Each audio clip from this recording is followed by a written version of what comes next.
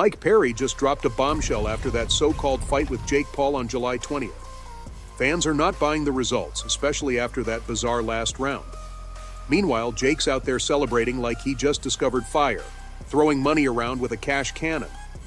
Seriously, Jake? We get it. You love yourself. Now we've got to endure more of his over-the-top bravado. But don't sweat it, folks, because I've done some deep diving into what really went down in that final round. And guess what? The picture is getting a whole lot clearer. I mean, who doesn't love seeing Jake Paul get too big for his britches and then faceplant spectacularly? We're about to debunk the whole Jake Paul versus Mike Perry saga, and to do that, we need to take a world tour of these two fighters' journeys. So, Mike Perry's adventure in the fight world is nothing short of a roller coaster, filled with jaw-dropping moments and unyielding determination. His rise in the UFC was marked by raw talent and a knack for delivering brutal knockouts. Perry quickly carved out a reputation as one of the fiercest competitors around. His aggressive style and fearless approach made him a fan favorite and a nightmare for his opponents. Perry wasn't just fighting to win, he was fighting to dominate, and it showed.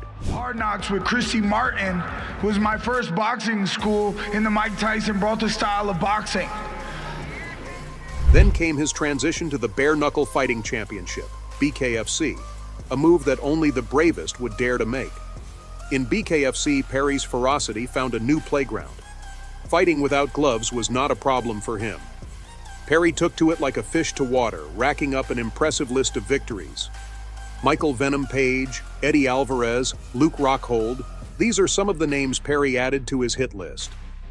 Each fight was more thrilling than the last, with Perry consistently proving he was a force to be reckoned with. His success in bare-knuckle fighting wasn't just about winning, it was about dismantling his opponents, leaving no doubt about his dominance, as he said. That's all I know. I've been victorious, I've been succeeding consistently, and I've been getting better every single day. Put this little twerp in his place. He's new to this game. Welcome, welcome. But Perry wasn't satisfied with just conquering BKFC. His sights were set on a new challenge, pro boxing. And who better to target than the YouTube sensation turned boxer Jake Paul? Perry's transition to boxing wasn't just another career move, it was a statement. He wanted to be the first MMA fighter to beat Jake Paul, and his determination was palpable. Perry's training was intense, his focus unwavering. He knew this was more than just a fight, it was a chance to cement his legacy across multiple combat sports. Perry's dedication and relentless spirit were on full display as he prepared for the showdown with Paul. His past achievements, from his UFC days to his BKFC triumphs, all built up to this moment. Perry wasn't just a fighter, he was a warrior, ready to step into the ring and give it his all. The fight with Jake Paul was highly anticipated, not just because of Paul's growing reputation in boxing, but because of what Perry brought to the table. His experience, grit, and unshakable confidence made for a captivating build-up to the bout. On fight night, Perry came out swinging, living up to every bit of his fierce reputation. His punches were precise, his movements calculated, and his determination was evident with every jab and hook. Jake Paul might have been the favorite for many, but Perry made it clear he was there to win. The fight was intense, with both fighters showing remarkable resilience. Yet despite Perry's dominating performance, and Paul ending up looking like he had a close encounter with a blender, the final call awarded the victory to Paul, leaving many in disbelief. And obviously this fight was the talk of the town, drawing fans from every corner of the globe. Perry, known for his raw power and relentless fighting style, was up against Jake Paul, the YouTube sensation who had somehow managed to turn the boxing world upside down with his surprisingly decent skills in the ring. The build-up was nothing short of spectacular, with both fighters trading barbs and hyping up their impending clash like it was the end of the world. As the fight kicked off, it quickly became clear that Perry was in beast mode. From the first bell, he unleashed a brutal onslaught, landing powerful blows that had the crowd on their feet. Jake Paul, despite all his trash talk, was on the receiving end of a relentless battering. Perry's punches were precise and devastating, each one adding to the ever-growing collection of bruises on Jake's face. By the second round, Paul's face was a mess, blood streaming down as a visual testament to Perry's brutal efficiency. But hey, credit where it's due, Jake showed some serious resilience. He kept coming back for more, absorbing blow after blow and trying to mount his own offense. The problem? The gap in skill was painfully obvious. Perry was the aggressor, controlling the pace and landing most of the significant punches. Each round made it clearer. Perry was dominating and Jake was barely hanging in there. The pivotal moment came in the later rounds. Perry, still in full beast mode, kept pressing forward, delivering a barrage of punches that left Jake staggering. The crowd sensed the fight was nearing its end, with Perry clearly in control. But then, things took a bizarre turn. Despite Jake's battered condition and Perry's commanding performance, the momentum shifted in an inexplicable way.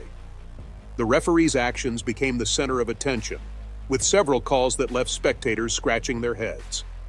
When the final bell rang, everyone was sure Perry had this in the bag. Fans and analysts alike were waiting for the inevitable, Perry's hand raised in victory. But when the referee declared Jake Paul the winner, the arena erupted in disbelief. Boos echoed throughout the venue, and social media exploded with reactions. How could this decision be justified when Jake was clearly outmatched and bleeding like a stuck pig? Perry, however, remained unfazed. The back-and-forth banter only heightened the anticipation. At one point, Paul mockingly thanked Perry for promoting his fight by beating up his mascot the previous day. It's what it is, you know, he's gonna have to pay for that on Saturday night, and at the end of the day, it's great promo for W at Walmart. Get it today. That's all it is. So thank you, Mike, honestly, for the promo. But on Saturday, he is gonna have to pay. Paul joked, but his tone had an edge. As the press conference continued, the intensity only grew. Paul's provocations became more pointed, and Perry's responses more biting. Conor McGregor can say what he wants, but he won't fight me either. And Conor McGregor can say what he wants, but he won't fight me either, so... Paul declared, dragging another big name into the mix. Once I knock out Mike Perry, let's run it, Conor. But you won't do it because you know what's going to happen. Knock out Mike Perry, Conor McGregor, let's run it, but you won't do it because you know what's going to happen. Perry's retort was swift. Disrespectful punk. Those men and women fight for their families over there. They put it all on the line and they get in that ring and they put on shows for the fans. Conor said my name was self-proclaimed, but they gave me the title of King of Violence, and my tequila is going to be better than his whiskey. Every exchange amped up the crowd's energy. The press conference wasn't just a pre-fight ritual. It was a spectacle in itself, with each fighter's personality on full display. Paul's bold claims and Perry's unwavering determination created a dynamic as thrilling as it was volatile. The room was filled with the palpable sense that anything could happen, and that their fight would be one for the ages. Throughout, both fighters kept pushing the limits, trying to outdo each other in confidence and aggression. Paul's claims grew bolder with each passing minute. I will knock out Mike Perry in less than 2 rounds. I, Jake Joseph Paul, will knock out Mike Perry in less than 2 rounds. It's going to happen. Put the money on it. A smug smile playing on his lips. The audience reacted with a mix of incredulity and excitement. Paul's bravado was sky high, but Perry's calm, steady responses suggested a different outcome. Perry's demeanor was a stark contrast to Paul's. He wasn't there to entertain with words. He was there to make a statement. I'm a dirty motherfucker.